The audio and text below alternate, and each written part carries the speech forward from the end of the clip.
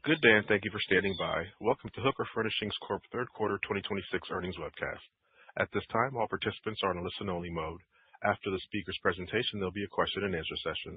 To ask a question during the session, you'll need to press star 11 on your telephone. You will then hear an automated message advising your hand is raised. To withdraw your question, please press star 11 again. Please be advised today's conference is being recorded. I would now like to hand the conference over to your speaker today, Earl Armstrong. Please go ahead.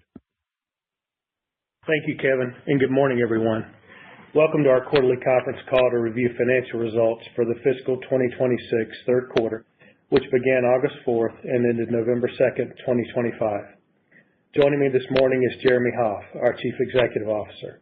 We appreciate your participation today. During our call, we may make forward-looking statements, which are subject to risks and uncertainties. A discussion of factors that could cause our actual results to differ materially from management's expectations is contained in our press release and SEC filing announcing our fiscal 2026 third quarter results. Any forward-looking statement speaks only as of today, and we undertake no obligation to update or revise any forward-looking statement to reflect events or circumstances after today's call. For the third quarter, consolidated net sales from continuing operations were $70.7 million, a decrease of $11.9 million or 14.4% compared to the prior year period. The decline was largely due to the timing of shipments in our hospitality business, where several large projects shipped in last year's third quarter. These impacts were partially offset by solid sales in our core operations, with domestic upholstery up 3% and Hooker branded up 1.1%. Gross profit decreased by $2.4 million, which was expected given the lower sales volume. However, gross margin improved to 25.6%, up from 24.8% last year, reflecting margin expansion at Hooker branded and stable performance in domestic upholstery, which helped offset the volume-driven margin pressure within our hospitality business. Our operating results of this quarter also reflect a $22.1 million or $16.7 million net of tax in non-cash impairment charges. These charges included $14.5 million on Sunset West goodwill, $3.2 million for certain home meridian trade names, of which $2.6 million related to the discontinued businesses, and $558,000 to the remaining, and $556,000 for Bradington Young trade name. The non-cash impairment charges also include $3.9 million associated with the sale of the discontinued operations. Similar to the volatility experienced in 2020, today's macroeconomic environment is creating unusual pressure across the home furnishings and the broader consumer discretionary sectors. These pressures contributed to a sustained decline in our share price during third quarter, which dropped to a low not seen in quite some time. This triggered an interim impairment analysis under U.S. GAAP. The market-based valuation inputs, including trading multiples and discount rates, were adversely affected, and this resulted in the impairment. Importantly, these are non-cash accounting charges. They do not change our strategic view of these brands or businesses, nor affect our liquidity or ongoing operations. Additionally, we recorded approximately $600,000 in restructuring costs this quarter, primarily severance associated with our cost reduction initiatives. After incorporating these items, operating loss from continuing operations totaled $16.3 million, and net loss from continuing operations was $12.5 million, or $1.18 per diluted share. Turning to the year-to-date results, consolidated net sales from continuing ops for the first 9 months were $211.1 million, down $22 million or 9.4% compared to the prior year. Similar to the quarterly trend, the decline was driven by lower hospitality shipments following unusually large project activity in the prior fiscal year. This was partially offset by a 1.1% increase in Hooker branded sales, while domestic upholstery remained essentially flat for the 9-month period. Gross profit for the 9-month period decreased $2.9 million, but consolidated gross margin improved to 25%, up from 23.9% in the prior year period. This margin expansion reflects meaningful improvements in domestic upholstery, supported by lower direct labor, warehousing labor, and material costs, while margins at Hooker Branded remained stable. Operating loss from continuing operations was $17.4 million, which includes the same $15.6 million impairment charge and $1.7 million in restructuring costs. Net loss from continuing ops for the 9-month period was $13.6 million, or $1.29 per diluted share. Also, as previously disclosed on December 1st, 2025, the company announced a strategic divestiture of value-priced home furnishings brands Pulaski Furniture and Samuel Lawrence Furniture, formerly held within the Home Meridian segment. These brands are being reported for the fiscal 26 third quarter as discontinued operations and held for sale. The remaining former division of HMI, Samuel Lawrence Hospitality, will be redesignated to the all other category within our segment reporting. We expect to close on this transaction later this month. Speaking to discontinued operations, combined net sales for PFC and SLF declined, down $11.3 million in the third quarter and $22.5 million year-to-date, driven by significantly lower unit volume as macroeconomic pressures and tariff-related hesitation continued to weigh on value-oriented consumers. We also incurred $2.6 million in restructuring charges for the quarter and $4.1 million year-to-date tied to the exit of our Savannah warehouse in the third quarter. Now I'll turn the call over to Jeremy for his comments on our fiscal 2026 third quarter results. Thank you, Earl, and good morning, everyone. During one of the most persistent downturns in industry history, we've spent the past 2 years taking disciplined actions to reshape Hooker Furnishings into a higher margin, design-driven company. As part of this strategy, it became increasingly apparent we needed to exit low-margin, more tariff-sensitive categories and direct our focus towards our strongest brands. At the same time, our multi-phase cost reduction measures have reset our expense structure, driving over $25 million in annualized savings through structural improvements that we believe will result in profitability even in a sustained tough environment. With our stronger balance sheet, $7.5 million returned through dividends, and $63.8 million of available borrowing capacity at quarter end, we're also enhancing shareholder returns through a new share repurchase authorization and a recalibrated dividend that preserves flexibility today while building long-term shareholder value. Our operations delivered modest sales and margin improvements this quarter in Hooker Branded and Domestic Upholstery. We are encouraged by commitments to our new Margaritaville licensed collection at the recent Fall High Point Market. Margaritaville represents a significant organic growth opportunity supported by the immersive 14,000 square foot showroom experience we debuted at High Point Market and the 55 committed retail galleries across the U.S. The excitement for this launch and the initial purchase commitments we've received are beyond historic levels for any Hooker product line the company has launched by about 3 to 4 times. We believe Margaritaville Home Furnishings will drive meaningful incremental revenue across the business, especially moving into the second half of next year when the collection is shipped and placed at retail. We also believe that Margaritaville's growth will be truly incremental, not cannibalizing existing product placements, and will be a profitability driver as well. We think we have essentially created a whole new business for Hooker. We believe the launch of Margaritaville, together with the recently announced expected sale of Pulaski and Samuel Lawrence Furniture, enables us to realign our portfolio around our strongest brands and position Hooker Furnishings for consistent long-term performance. At the same time, we have made significant strides with our cost reduction initiatives to achieve higher than anticipated savings and have completed our new expense structure, which will provide continued savings in fiscal 27. Together with the major shift in our warehousing strategy, we've also been able to mitigate tariff exposure and better serve customers by allowing collections from our various suppliers to be mixable in single containers and provide 6 to 10 week fulfillment to our customer's door. We are more confident today that Hooker has the potential to shift from a cost reduction story to an organic growth story, and we see a clear path to profitable growth by focusing on our core expertise of better to best home furnishings. I'd also like to comment on our adjustments to import tariff increases and uncertainties. Over 40% of our net sales are produced or assembled domestically, significantly reducing our tariff exposure. We believe the tariff environment has largely stabilized with a 20% tariff on case goods imports from Vietnam and a 30% lumber tariff on all imported upholstered furniture implemented November 1st. In addition, since tariffs disproportionately affect the more value-priced HMI lines that are held for sale, the divestiture will be beneficial in mitigating current or future tariffs.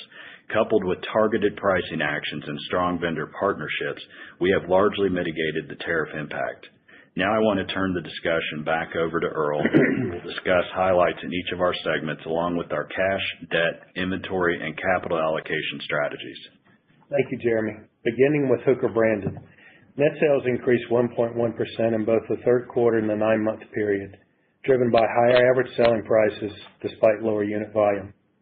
Gross revenue was essentially flat, but reduced discounts and lower returns and allowances slightly lifted net sales. Gross profit rose $1.2 million in the quarter, with a 300 basis point margin improvement supported by price increases and reduced discounts. Warehousing costs increased modestly due to higher rent and labor tied to consolidation activities.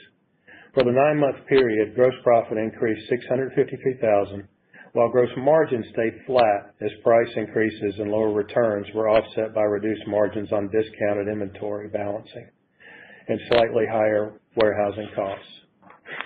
S&A expenses decreased $990,000 in the quarter, or 310 basis points, with current year restructuring costs of $390,000 compared to $950,000 last year.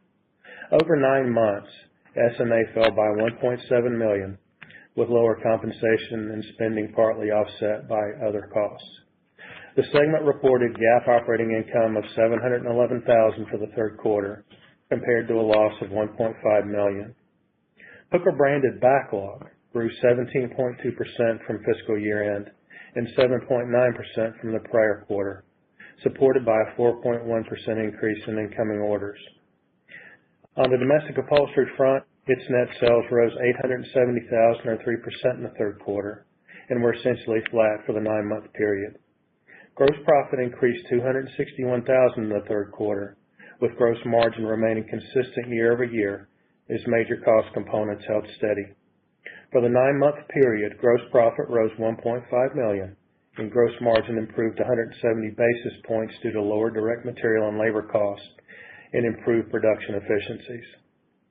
S&A expenses in that segment decreased $263,000 in the third quarter, with restructuring costs significantly lower than last year.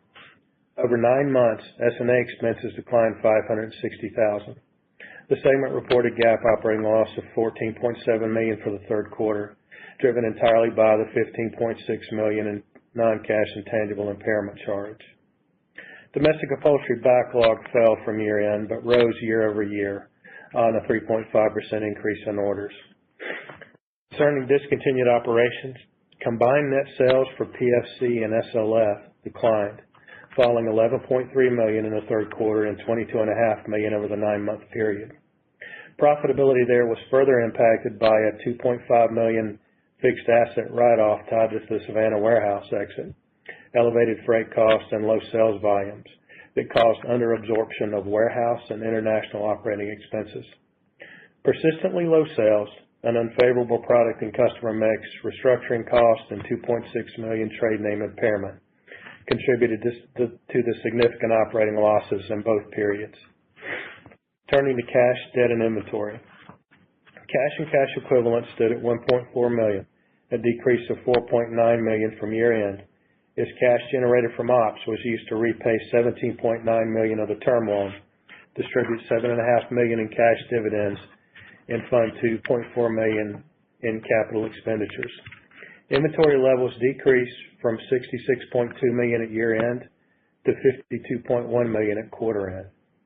Despite these outflows, the company maintained its financial flexibility with $63.8 million in available borrowing capacity under its amended and restated loan agreement as of quarter end. This was net of standby letters of credit. As of December 9, 2025, the company had approximately $2 million in cash on hand with $63.7 million in available borrowing capacity, again net of standby letters of credit. We also announced today that our board has authorized a new share repurchase program under which we may repurchase up to $5 million of our outstanding common shares. In connection with the repurchase authorization, the board is recalibrating the annual dividend, which will result in a 50% reduction to 46 cents per share annually, beginning with our expected December 31st, 2025 dividend payment of 11.5 cents per share. We believe these actions appropriately balance capital return and liquidity needs, and will enhance long-term shareholder value. As we transition to a leaner, growth-oriented company, the new repurchase program, coupled with a reduced dividend, allows us to continue returning capital to shareholders while providing greater balance sheet flexibility to continue investing in the company. This action also reflects direct feedback we've received from shareholders regarding the dividend and broader capital allocation strategies. This repurchase authorization doesn't obligate us to acquire a specific number of shares during any period, does not have an expiration date, but it may be modified, suspended, or discontinued at any time at the discretion of the board. Repurchases may be made from time to time in the open market or through privately negotiated transactions or otherwise, in compliance with applicable laws, rules, and regulations, and subject to the company's cash requirements for other purposes, compliance with covenants under our loan agreements, and other factors it deems relevant. Now I'll turn the discussion back to Jeremy for his outlook. Incoming orders for branded segments have increased quarter over quarter for 2 consecutive quarters. While macroeconomic headwinds, including elevated housing prices, inflation, low consumer confidence, and ongoing tariffs remain largely unchanged, these challenges were most acute in the higher volume, lower margin discontinued business. With our more efficient cost structure and sharper portfolio, we believe we are better positioned to improve profitability even in a prolonged downturn. Our real advantage going forward is focus. Our team is now fully aligned around our core businesses, enabling us to drive organic growth and build sustainable profitability. This ends the formal part of our discussion, and at this time I will turn the call back over to our operator, Kevin, for questions. Thank you, ladies and gentlemen. If you have a question or a comment at this time, please press star 11 on your telephone. If your question has been answered or you wish to move yourself from the queue, please press star 11 again. We will pause for a moment while we compile our Q&A roster.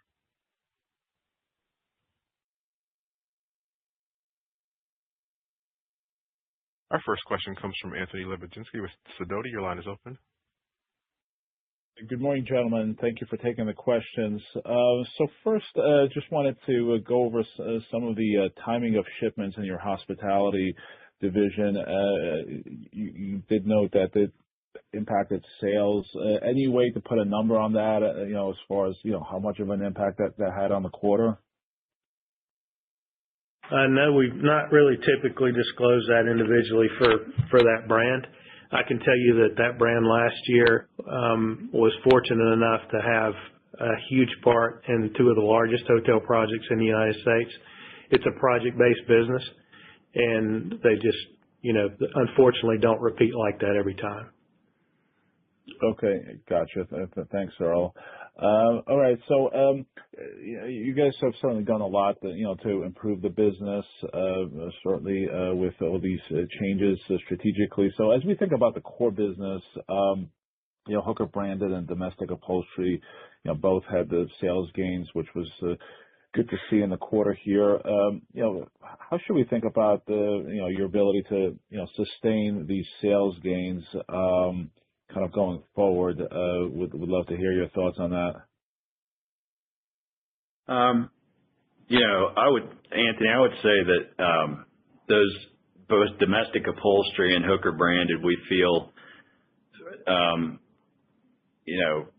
some momentum from a product standpoint in both of those segments, and in our industry, product is what wins the game. So we've put together several markets in a row of significant product introductions, and of course this last one we just talked about, that being the kind of the biggest ever that we've had as far as amount of commitments that we came out of a market with. So having said all that, we can't really do anything about the environment we're in macroeconomic wise, but I feel as good as I felt about those areas of our business as far as how we can compete and how we can, compete for market share for sure. Mm-hmm. Gotcha. And just curious, what have you guys heard from your retail partners about Black Friday sales and traffic to their stores? Any sort of, can you give us any sort of commentary that you've heard from your customers? I mean, I'm hearing relative positivity from our customers at these peak retail times. I mean, we heard it for Labor Day. I think Black Friday is coming back as fairly good, but we just need in our markets. Everyone needs more consistency. We need more consistent demand, and I think you could say that for every business out there. So I think these peaks are pretty good, but we just need the rest of the times to be better than they are currently. Understood. Okay, gotcha. Okay, and then so as we think about the discontinued operations, can you give us a sense as to how much revenue those two brands did for HMI for last fiscal year, or maybe the trailing 12 months, and kind of how much of a drag was that on your operating income as we look to recalibrate our models? Well, the last question first. It was a significant drag on operating income. And I believe the statements that you'll see in the 10-Q, which we expect to file on time, end of day Friday, and then there's also an associated 8-K that'll have some pro forma financial information in there. I think that'll help. We tell you now, but we're still in the process of quality checks and finalizing those to make sure we're spot on. Understood. Okay, gotcha. Okay, I guess last question. Think about the business longer term. So, obviously, recognize that the current environment is still choppy or challenging.